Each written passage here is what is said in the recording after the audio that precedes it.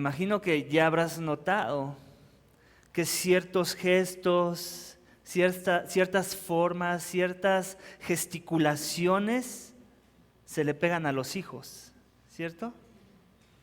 Mi esposa y yo nos sorprendemos de la influencia que podemos tener sobre nuestros hijos por el simple y sencillo hecho de que vivimos en el mismo lugar. Es sorprendente. Y nos pasa mucho que a veces observamos algo en ellos, alguna forma, algún gesto, alguna expresión rara, que nos preguntamos, ¿y ahora ¿de dónde lo sacó? Y entonces a veces hasta hacemos conclusiones, seguramente alguna caricatura, seguramente ahora que fueron con su primo, seguramente, y le echamos la culpa a todo mundo, ¿cierto? Y nos pasa a mi esposa y a mí que en una de esas donde Dios nos da luz y caemos en hacer lo mismo que ellos hicieron y mi esposa me recuerda, ya vi de dónde lo sacó. Y viceversa, ahora entiendo todo eso que me había estado preguntando por todo ese tiempo, ¿de dónde proviene?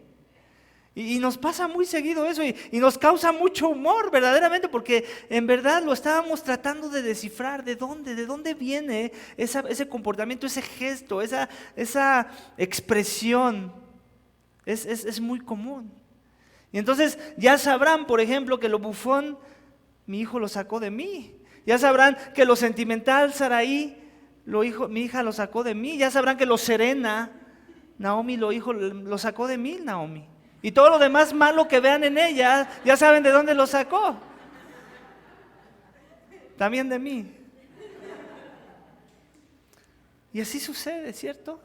Pasar tiempo con alguien que amas, con quien intimas diariamente, eventualmente conforma tu ser a una semejanza a esa persona. A Pablo le pasaba igual como con mis hijos, con sus padres. Tenía tan presente a su maestro, pasaba tanto tiempo meditando en el carácter de Jesús, en su sacrificio, en su pasión, en su resurrección, que le pasaba lo mismo. Su conducta, sus pensamientos, sus pasiones, sus deseos se inclinaban más y más al parecer de su maestro. El título de mi sermón, iglesia, esta mañana es Pablo, un discípulo como su maestro. Nuestro pasaje de esta mañana nos enseña cómo es que cuando pasamos tiempo con Jesús, esto moldea nuestro carácter como le pasó a Pablo, y así podamos ser discípulos como nuestro Señor Jesucristo. Mi sermón tiene 3 énfasis esta mañana. El primero de ellos nos revela cómo el ser un discípulo de Jesús te dará determinación. Ser un discípulo de Jesús te va a dar empuje, te va a dar determinación, te va a dar convicciones tan claras que hasta tú mismo te vas a desconocer. Vamos a ver esa parte en los versículos 1 al 3 del capítulo 21 de Hechos esta mañana. Así que si tienes tu Biblia, te animo a ir a ese pasaje y poner nuevamente tus ojos en la Escritura para que juntos vayamos y leamos lo que dice ahí. Dice, versículo 1, después de separarnos de ellos, zarpamos y fuimos rumbo directo a Cos. Al día siguiente a Rodas y de allí a Patara. Y encontrando un barco que partía de Fenicia, subimos a bordo y nos hicimos a la vela. Cuando avistamos Chipre, dejándola a la izquierda, navegamos hacia Siria y desembarcamos en Tiro, porque la nave debía dejar su cargo allí. Iglesia, cuando un atleta pone en su mente terminar esa carrera de resistencia en la que se enroló, en la que se suscribió, ¿cierto o no? Lo vas a ver que generalmente durante la carrera le echa ganas, le echa ganitas, ¿cierto? O sea, trata de guardar sus fuerzas, trata de llevar un paso en el que no necesariamente va en el último lugar, pero tampoco va en el primer lugar, y de alguna forma mantiene una consistencia de velocidad para poder terminar bien y no terminar desmayado la carrera. Pero también pasa esto, que cuando él ya sabe que está en la última vuelta, ¿qué es lo que sucede? Ya no le importa. Ya no le importa si va a caer desmayado, no le importa si se va a tropezar, no le importa a nadie, no le importa. El mundo se convierte en simple y sencillamente el hecho de pensar de cruzar esa meta. Nada más. No importa si le están gritando, sus familiares lo están tratando de distraer, echándole porras. No importa si el de al lado está tratando de cerrársele. No importa. Su visión es clara porque él sabe cuál es su objetivo, tiene una meta y no está dispuesto a dejarse distraer de esa meta porque él quiere terminar bien su carrera. Y va con todo. Y ya no siente los pies, no le importa. Está a punto de desmayarse, no le importa. Le falta el aire, no le importa. ¿Por qué? Porque él sabe que del otro lado de la meta le espera su recompensa. Amén. De la misma forma Pablo, iglesia. Lo vimos la semana pasada, ya había determinado en su mente ¿qué? Aceptar la voluntad de Dios. En lo que se refiere a su muerte próxima en Jerusalén, ¿recuerdas? Y como buen soldado, iglesia, en el campo de batalla su mente estaba concentrada en terminar bien la misión que su maestro le dio. Los versículos que acabamos de leer nos los dejan ver. Pareciera que a veces hay textos que dices, ¿y eso para qué está aquí? ¿Cierto? ¿No te pasa? A mí me pasa. ¿Y esto qué? ¿Esto cómo me edifica? Pues de esta forma. Estaba dispuesto y determinado a ir de región en región. Estaba dispuesto a que el autor Lucas, que nos narra la narrativa de esta historia, podemos ver en la narrativa un sentir muy acelerado de la historia. Pasó esta región, y luego pasó esta región, y luego pasó esta región. ¿Qué es lo que quiere transmitir a su audiencia Lucas? Es precisamente eso, quiere transmitir eso. La urgencia que tenía Pablo de cumplir la misión. Estaba en la última vuelta. Estaba en la última vuelta. Estaba determinado a cruzar la meta, a terminar bien la carrera. Y había un sentir, no por completo, pero sí podemos ver un sentir en que ya no le importaba su audiencia terrenal. Sí le importaba, sí, ya lo vimos la semana pasada, sí le importaba, pero no le importaba. Le importaba más lo que su maestro tuviera que decir con referente a esa última vuelta. Amén. Y así con nosotros, iglesia. ¿Cómo estás llevando tu carrera? ¿En dónde se están yendo todos tus esfuerzos, tu determinación? ¿En dónde te estás ejercitando diariamente? Cualquiera que está viendo tu carrera podría decir que llevas un buen enfoque, que llevas un balance sano entre terminar tu carrera porque quieres terminar con todo la última vuelta. Tú mismo podrías decir eso de tu carrera. Podría ser un autocrítico fiel y verás de cómo tú mismo evalúas tu tiempo en la carrera, tu participación en el llamado. Son preguntas de reflexión, iglesia, que quiero que te lleves y que aún de este texto que pareciera que no hay nada que escudriñar, tú mismo te hagas las preguntas fuertes y veas si el que había sido llamado a la carrera es consistente con tus devociones, con tu entrenamiento para terminar bien la meta. Amén. Versículo 21, versículo, ya me perdí, ayúdenme. 4. Dice, después de separarnos de ellos, zarpamos y fuimos con rumbo directo a Cos, el día siguiente a Rodas y de allí pues ya lo leí, ¿cierto? Perdón. Entonces ya mencionamos eso, el doctor Lucas nos deja ver esa parte. En su narrativa, él muy intencionalmente quiere poner ese detalle para que nos lo llevemos a casa. Amén. Así que de la misma forma deberíamos estar haciendo lo mismo. Cuando Dios nos salva, ya no hay más tiempo que perder, iglesia. Ya no hay tiempo para tonterías, vamos a poner la palabra correcta. No hay tiempo para tonterías. No hay tiempo para distracciones efímeras. No hay tiempo. Porque tampoco sabes cuándo es el fin de la meta. No lo sabes. Tenemos que ser muy intencionales. Cada decisión, cada lugar, cada enfoque, cada perspectiva, cada interacción debe estar determinada por nuestra misión,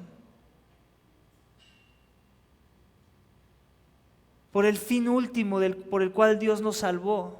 Si no estamos tomando cada decisión a la luz de la meta, ¿en qué carrera creemos que hemos sido enrolados o registrados o firmados? Todo tiene que estar ligado a la meta, a esa carrera que te lleva a esa meta. Eso es algo que caracteriza a los hijos de Dios. Eso es algo que caracterizaba a Pablo, la determinación en su vida. Y Lucas nos lo deja ver una vez más, aún en esta etapa donde Pablo de antemano sabía que su fin estaba por llegar.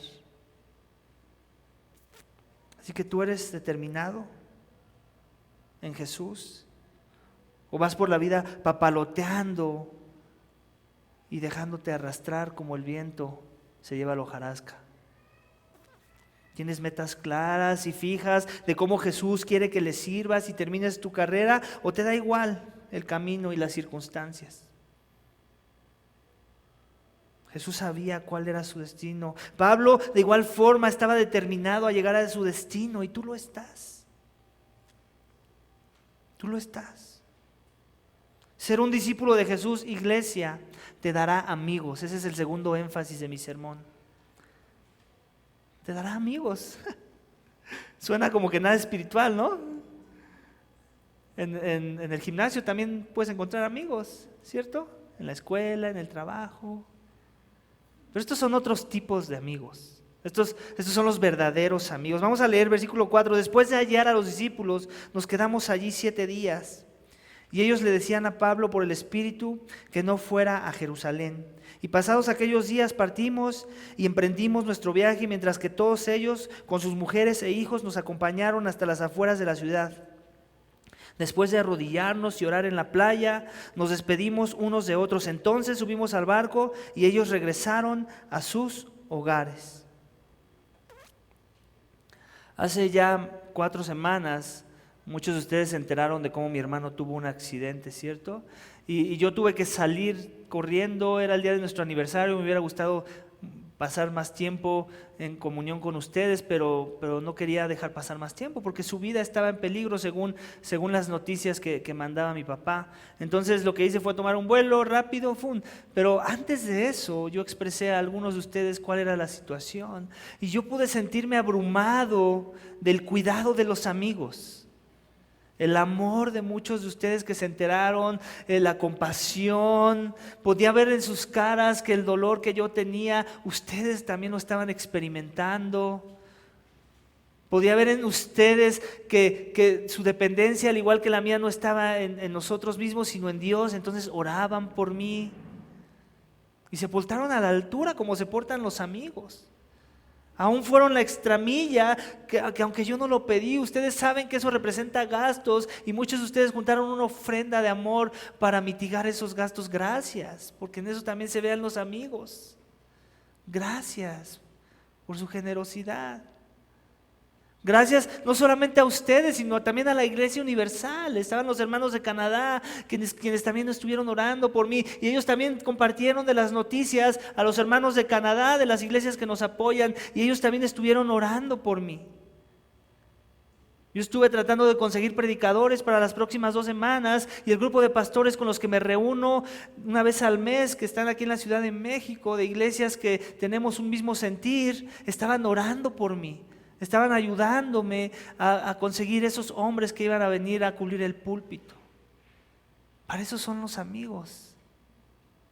Amigos que tienen un interés común, que tienen una meta común, y que por lo mismo están dispuestos a llevar contigo las cargas.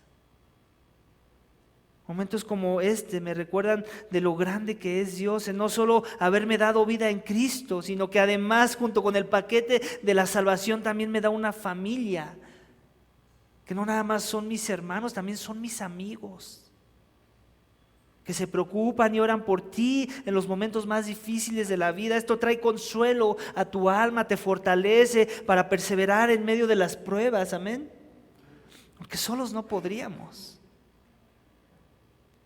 Mis amigos y la familia de Iglesia Vertical que se preocuparon y oraron por mí, las iglesias de Canadá, los 20 pastores o más que pertenecen a ese grupo. Esto me recordó, iglesia, del privilegio de ser un discípulo de Jesús. Porque el mundo te ofrece amigos, no me lo tomes a mal. Hay otro tipo de amigos, pero ellos nunca te van a llevar a los pies de Jesús, nunca. Porque ellos no conocen de las glorias de Jesús. Ellos no conocen de la compasión de Jesús. Ellos no conocen de la misericordia, de la gracia, del amor que da sin esperar nada a cambio. Eso solo está en la Biblia.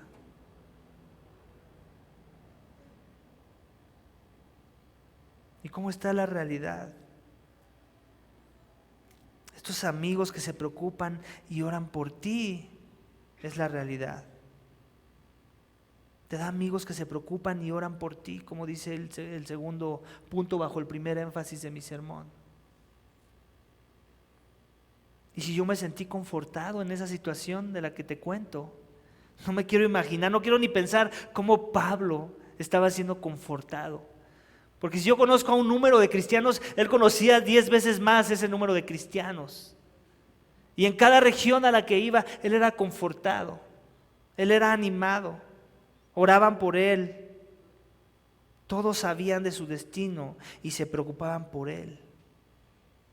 Claro, en mi caso yo no tuve esa revelación, ¿verdad? Yo volvería a regresar, por lo menos aquí estoy, pero Pablo no. Pablo, él sabía que era su despedida en cada región. Pablo sí la tenía, y aunque seguramente muchos de los amigos de Pablo no entendían que Pablo no tenía otra opción para terminar su carrera, y lo vemos en el texto, debió haber sido muy confortante para Pablo ver el amor y el cuidado de los amigos de la fe en Jesús, que Jesús le regaló cuando lo adoptó en una familia celestial. Debió haber sido muy bonito y confortante para Pablo, amén. Así que iglesia, ya lo hemos hablado antes, pero el texto nos lo deja ver nuevamente. No dejéis de congregaros como muchos tienen por costumbre. Porque la tentación es a hacernos amigos del mundo y pensar que el mundo tiene lo que necesitamos, que tiene que ofrecernos algo para la vida y la piedad, y la realidad es esta: que cuando hemos creído esa mentira, vamos de picada. No queremos ir en picada, queremos terminar bien la carrera, ¿cierto? Por eso también la necesidad de reconocer que la iglesia en la que nos congregamos sea una iglesia sana, donde se entienden estas cosas, donde sí no va a ser perfecto, sí vamos a tener nuestros detalles, pero la esencia es la misma. Amén. Seamos nosotros, que empiece por nosotros esa actitud. Se demanda de nosotros ser ese amigo. No esperes cómo los demás no están siendo ese amigo. Es la pregunta común, ¿cierto? ¿Cómo fulanito, sultanito no está siendo ese amigo que acaba de escribir el pastor? ¿Cómo es que yo veo que él debería ser este amigo porque hace esto o esto o aquello? Es la pregunta común. La aplicación bíblica, cuando yo escucho un mensaje, no empieza así. ¿Cómo yo no estoy siendo ese amigo? ¿Qué tipo de transformación está demandando el texto de mi corazón para que yo sea el amigo de todos como Jesús lo era, sin esperar nada a cambio? Amén. Vamos a continuar leyendo, iglesia, versículo 7. Terminando el viaje desde Tiro, llegamos a Tolemaida y después de saludar a los hermanos nos quedamos con ellos un día. Al día siguiente partimos y llegamos a Cesarea y encontrando en la casa de Felipe, el evangelista, que era uno de los 7, nos quedamos con él. Este tenía 4 hijas, doncellas, que profetizaban.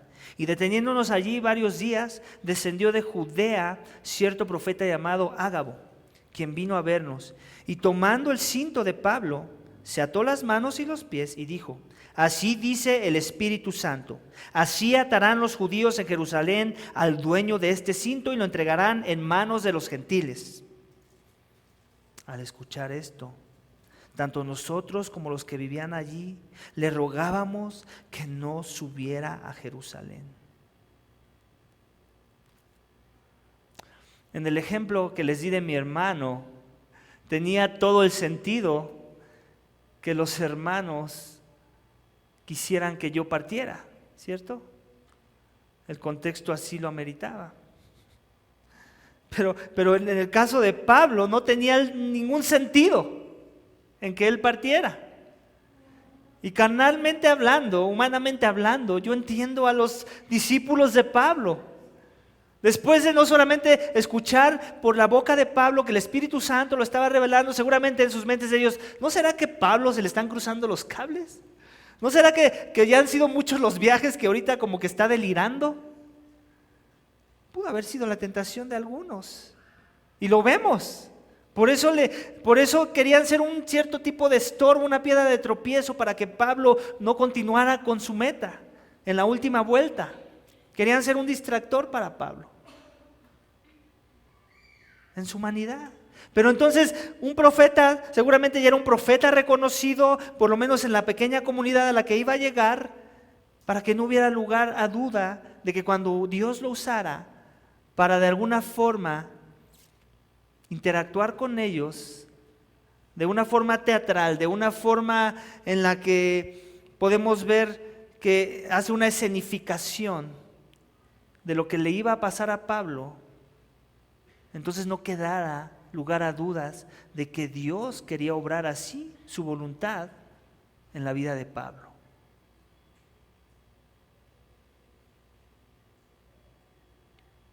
Pablo no se quería dejar persuadir. Él sabía que iba a morir y no le importaba. Los de Ptolemaida y Cesarea, donde radicaba Felipe el evangelista, ¿recuerdas quién era Felipe en Hechos? Él era uno de los 7. Así como Esteban, que fue el primer mártir de la iglesia nueva en el nuevo pacto, Felipe fue otro que como Esteban estaba lleno del Espíritu y él fue a compartir el evangelio a las regiones de Samaria, al eunuco etíope, ¿recuerdas? Ya se había ganado el título del evangelista, ya tenía bien ganado ese título. ¿Por qué? Porque él entendía que la meta de su vida, la misión que se le había encargado, no estaba gastando el tiempo en tonterías. Todos ellos se oponían a pesar de eso. A pesar de que estaba ahí Felipe y otros como Lucas, se oponían al principio y querían persuadir a Pablo para no ir a Jerusalén. Mas después de ver cómo Pablo ya había por el Espíritu que se lo había revelado, y ahora ellos también lo sabían por medio de Ágabo, el profeta, quien vino desde Jerusalén con esta dramatización. Muy similar a lo que le sucedió a Jesús, ¿recuerdas? Jesús, cuando después de la confesión de Pedro, donde Pedro recibe una revelación que Jesús le dice, no, eso no vino de ti. En donde él declara que Cristo Jesús es el Mesías, el Hijo de Dios. Eso está en Mateo 16, se los voy a leer, no tienen que ir para allá. Mateo 16, versículo 21 dice, donde entonces Jesucristo comenzó a declarar a sus discípulos desde entonces que debía ir a Jerusalén. O sea, después de esa declaración de Pablo, esto vino por parte de Jesús, esta predicación, que tenía que ir a Jerusalén y sufrir muchas cosas de parte de los ancianos, de los principales sacerdotes y de los escribas, y ser muerto y resucitar al tercer día. Y tomándole aparte, Pedro comenzó a reprenderle diciendo, no lo permita Dios, Señor, eso nunca te acontecerá. Pero volviéndose él, dijo a Pedro, quítate delante de mí, Satanás. Me eres piedra de tropiezo porque no estás pensando en las cosas de Dios, sino en las cosas de los hombres. ¿Te das cuenta? Yo no recuerdo cuándo fue la última vez donde el maestro me puso un 10 y después me puso 0. Pero no creo que se sienta muy bonito, ¿verdad? Casi inmediatamente. Pablo, al igual que Jesús, contaba con amigos que lo persuadían con su visión. ¿Pero qué tipo de visión era esa? Terrenal. De no entender las cosas, los designios de Dios. Los amigos te persuadirán con su visión, como dice el segundo punto bajo el primer énfasis de mi sermón.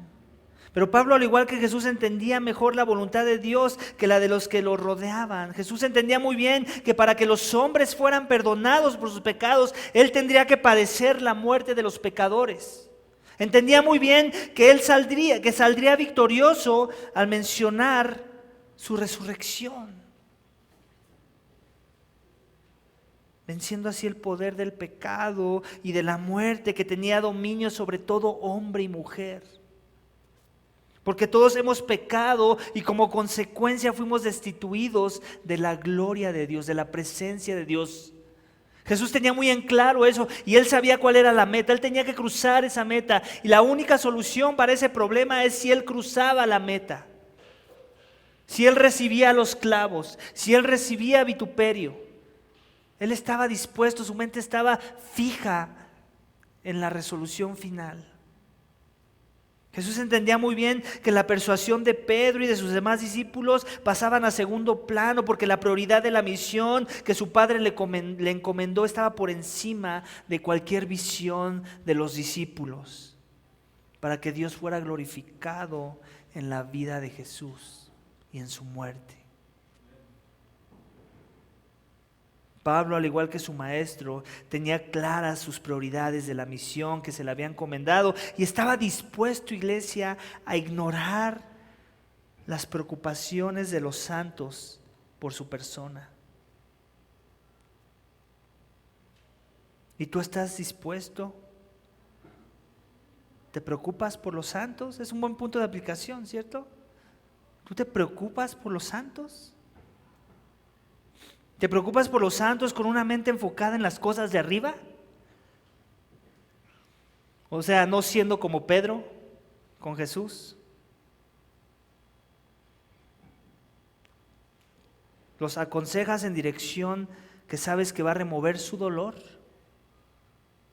¿O los aconsejas en una dirección donde sabes que les va a doler, pero Dios se va a glorificar en medio de ese dolor?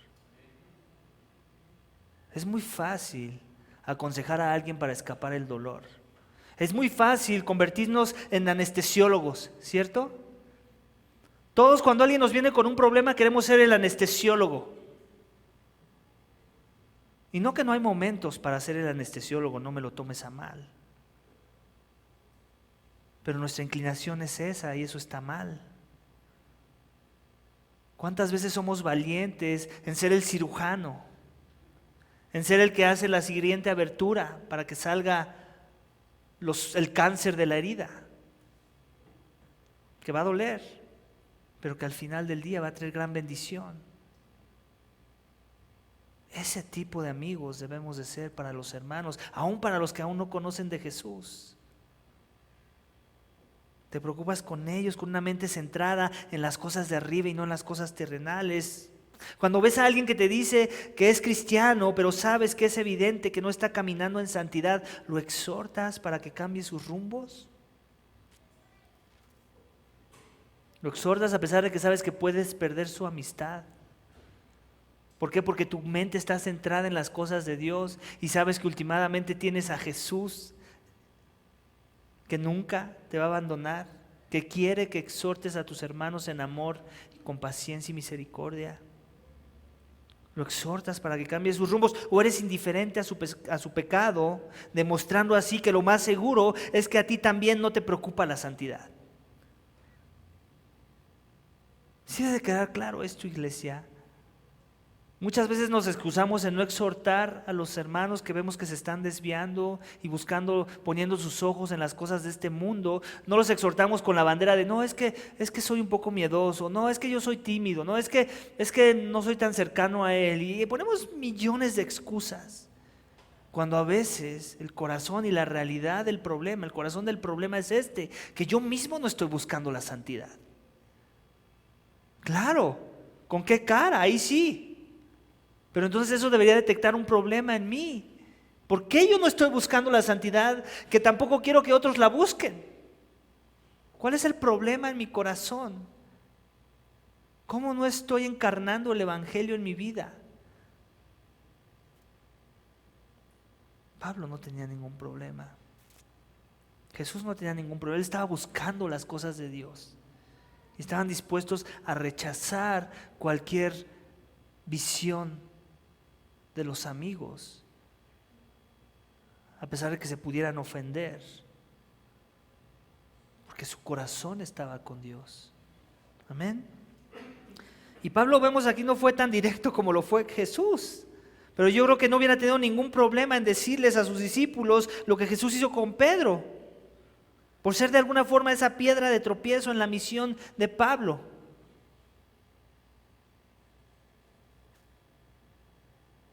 ¿Cómo estás siendo tú la piedra de tropiezo en la vida de los demás? ¿Cómo tu indiferencia al pecado de los demás demuestra que tu mente está puesta en las cosas terrenales y no en las cosas de arriba? ¿Cómo la indiferencia a tu propio pecado demuestra lo mismo? Son preguntas de tarea, iglesia. Recuerda que vienes a una iglesia donde no nada más te dan el significado del texto, porque eso sería inútil a tu corazón. Dios lo que quiere es transformación, que seamos retados por su palabra. Él quiere no solamente un oidor olvidadizo, sino un hacedor eficaz, como dice Santiago. Amén.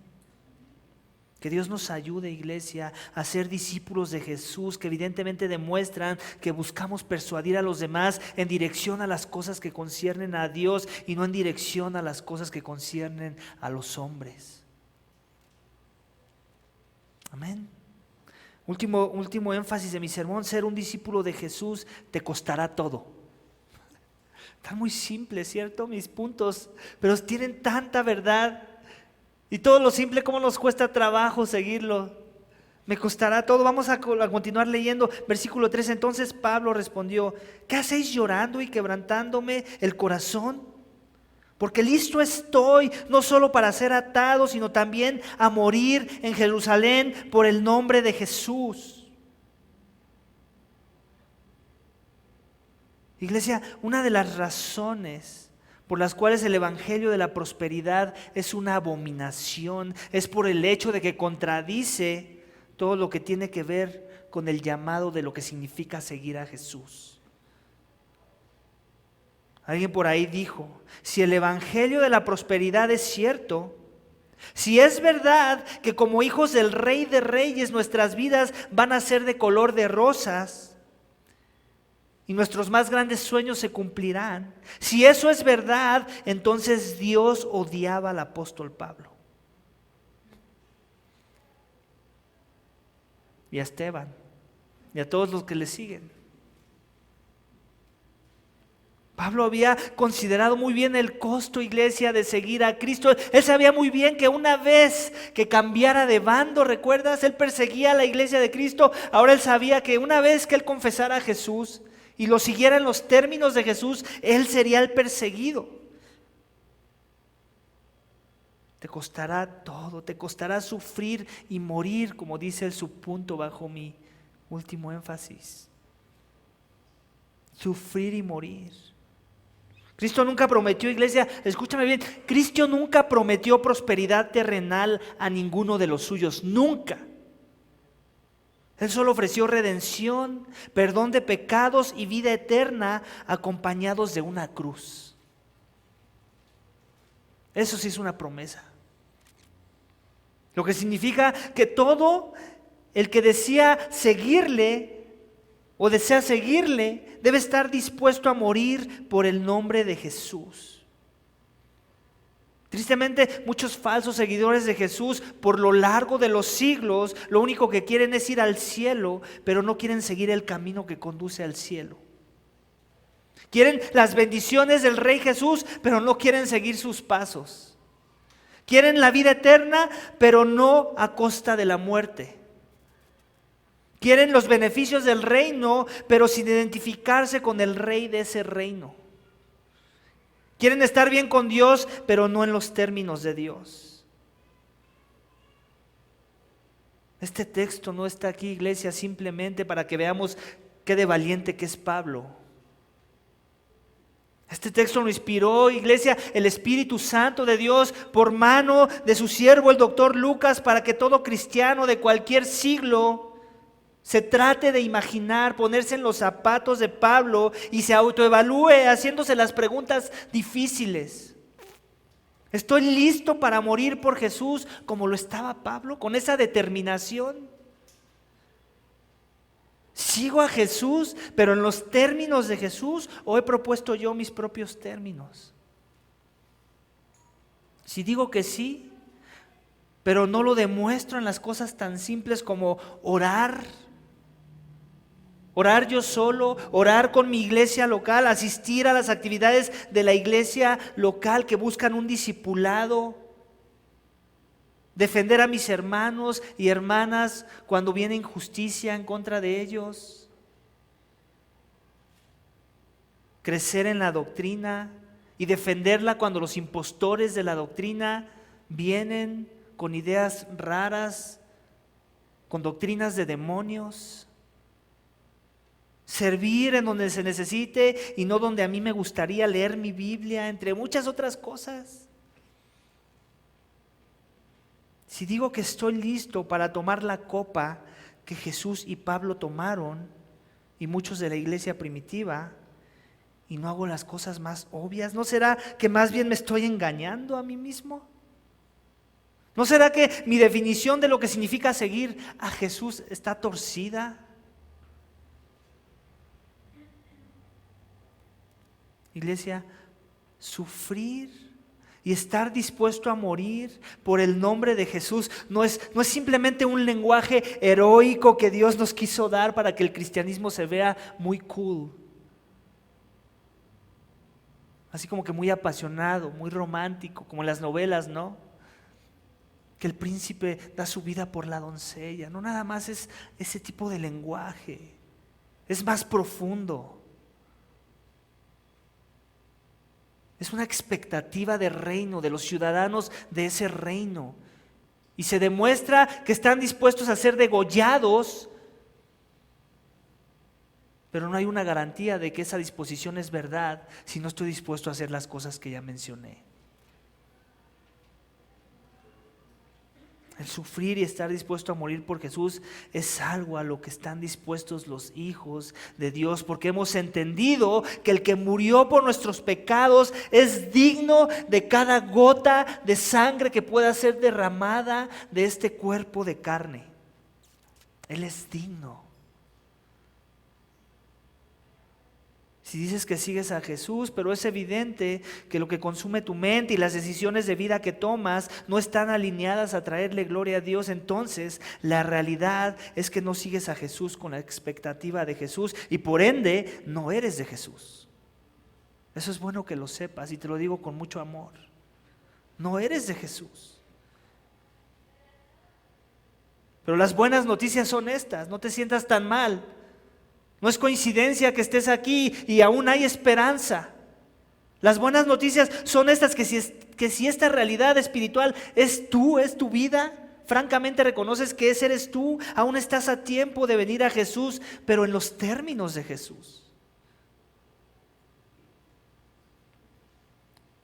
Si te has permitido, si Dios te ha permitido más bien, despertar esta mañana y escuchar este mensaje, ¿qué estás esperando?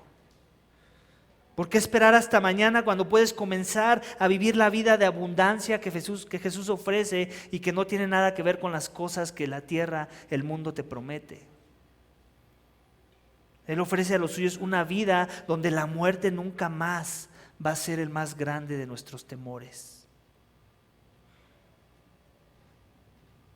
Y con eso ya lo tenemos todo. Nos hemos ganado la lotería espiritual. No hay nada más. Amén. Versículo 14. Como no se dejaba persuadir, nos callamos diciéndonos que se haga la voluntad del Señor. Después de estos días nos preparamos y comenzamos a subir hacia Jerusalén. y nos acompañaron también algunos de los discípulos de Cesarea, quienes nos condujeron a Mnasón de Chipre, un antiguo discípulo con quien deberíamos hospedarnos. Hay una historia que me encanta. Es de un pastor misionero que se llamaba John Paton, quien decidió que se iría a las misiones a unas islas del Pacífico donde habitaban caníbales. Y él tenía ya de por sí un antecedente, que 2 misioneros ya habían ido a esas islas y habían sido devorados por los caníbales. La iglesia a la que John Paton pertenecía, cuando se enteró de la noticia, del deseo que había en su corazón de llevar a él y a su familia, a su esposa, a esas islas, inmediatamente comenzaron a hacer un consejo en donde decidieron ofrecerle más dinero para que se quedara a predicar domingo a domingo, lo cual él rechazó. En alguna de las reuniones que tuvieron, él tuvo que hablar a un señor ya grande de edad, el señor Dixon, quien lo reprendió de alguna forma, donde básicamente fue muy franco, le dijo: tú vas a ser comido por los caníbales. ¿Acaso tú estás loco? ¿No sabes lo que te espera? Pero John Paton le dijo esto: Mr. Dixon, usted está pronto a partir de este mundo, porque ya era una persona avanzada de edad, y será comido por los gusanos. Me será más provechoso ser comido por caníbales en el intento de hablarles de Jesús. Años más tarde, muchos de los que se comieron a los primeros misioneros estaban tomando la cena del Señor por la mano de John Paton.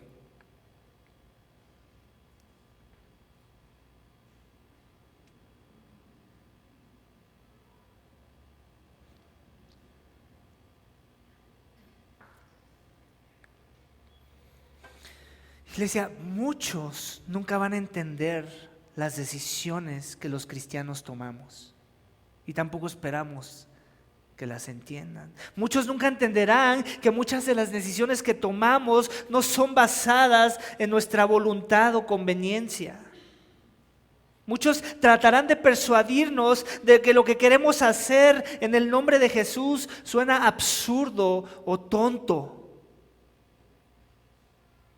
Pero ser un discípulo de Jesús te costará obedecer primero a Dios antes que a los hombres, como dice el subpunto bajo el punto de mi sermón.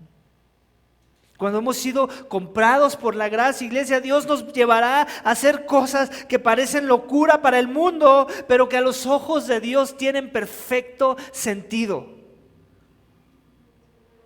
Para los colaboradores de Pablo parecía locura la idea de caminar hacia su martirio, pero para Pablo tenía sentido. Para los amigos de John Paton, la propuesta de irse de misiones a esas islas era una locura, pero para John Paton tenía sentido. ¿Y tú? ¿Estás dispuesto a ser comido por los caníbales? Estamos siendo un poco extremos, muy radicales. Vamos a cambiar la propuesta, algo más fácil. ¿Estás listo para ir a evangelizar la próxima vez que planeemos hacerlo como iglesia?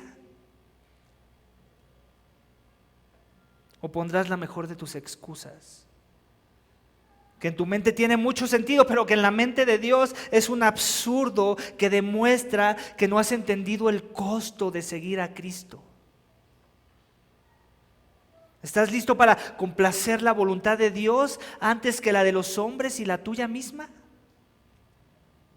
¿O seguirás engañándote en pensar que puedes ser un cristiano, pero que eres de los consentidos de Dios? Y que por eso, como consecuencia, no eres llamado a hacer cosas que incomodan y que te pueden costar tu reputación, tu tiempo o aún tu propia vida. Nadie podría negar que Jesús era el Señor de Pablo, ¿cierto?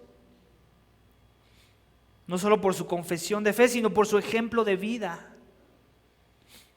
A los compañeros de misiones de Pablo no les quedó otra más que entender que Pablo no estaba dispuesto a complacer la voluntad de los hombres, desechando la voluntad de Dios para su vida.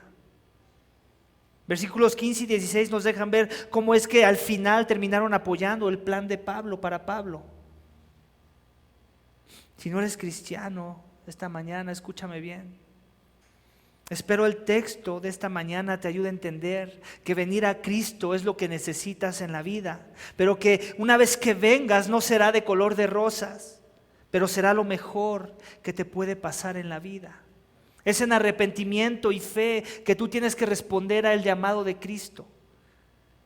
Reconocer que eres un sucio pecador, que mereces la ira de Dios, que el infierno es tu justo pago, pero que por la gracia, por medio de la fe, puedes ser salvo.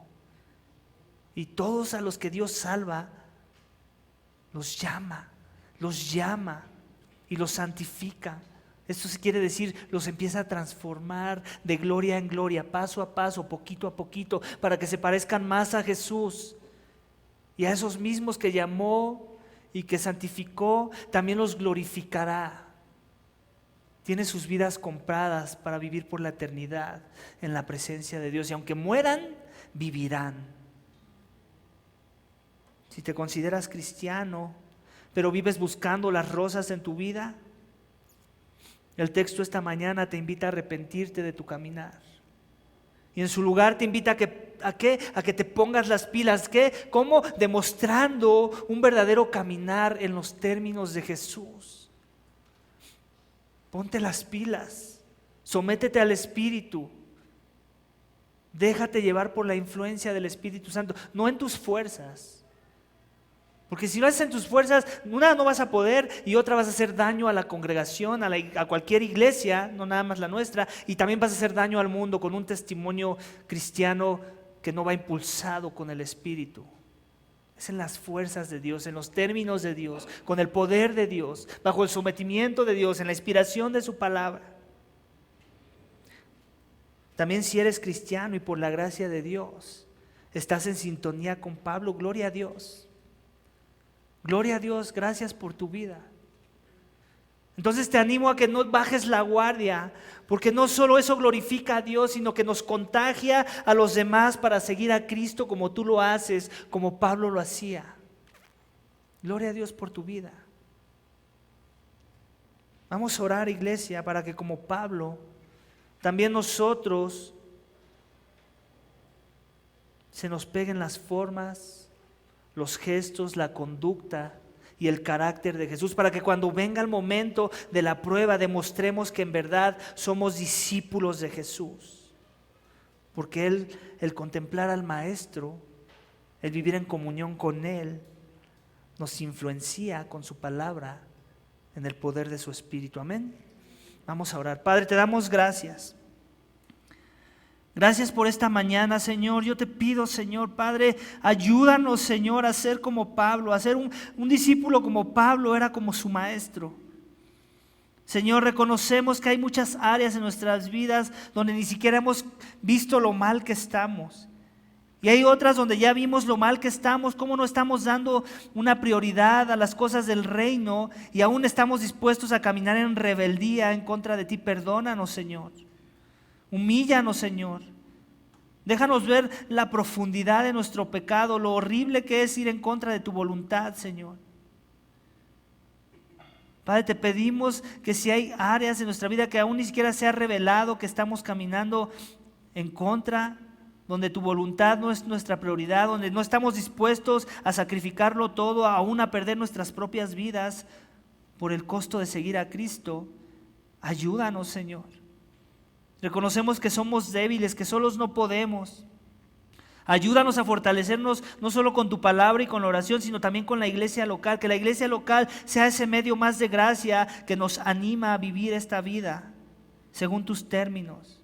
Padre, yo te pido que si esta mañana hay alguien aquí que ha escuchado esta verdad y que ve las demandas de la vida cristiana, cómo es que tú quieres que los hijos de Dios vivan, y que reconoce y que es genuino y auténtico y reconoce, haciéndose una evaluación personal, que Él no está caminando en los caminos tuyos, que Él no es tu hijo, que Él no ha considerado el costo de seguir a Cristo y que no ha entendido que su más grande necesidad es Cristo, Padre, que lo quebrantes. Y que Él pueda entender que la única solución a sus problemas es Cristo. Y que aún en medio de los problemas que le pueda traer la vida, Cristo lo es todo. Y Él es el bálsamo que necesitamos. Él es la solución a nuestros problemas. Él es el que nos conforta aún en medio de los problemas. Y el que últimamente resolvió el más grande de nuestros problemas, que es la enemistad y separación de Dios con los hombres por culpa de nuestro pecado. Padre, yo te pido, te ruego que si hay alguien aquí esta mañana que no ha considerado seguir a Cristo en los términos de Cristo, que lo humilles y que pueda venir arrepentido a ti, confesándote como su Señor y Salvador, dispuesto a perder su vida por amor a tu nombre. Ese es mi deseo de mi corazón. Necesitamos a tu Espíritu para que traiga esa convicción. Así que, Padre, derrama de tu Espíritu esta mañana en los corazones de los hombres, en particular aquellos que aún no te conocen. Te lo pedimos, Señor, humildemente, y te damos gracias en el nombre de tu Hijo amado, Cristo Jesús. Amén.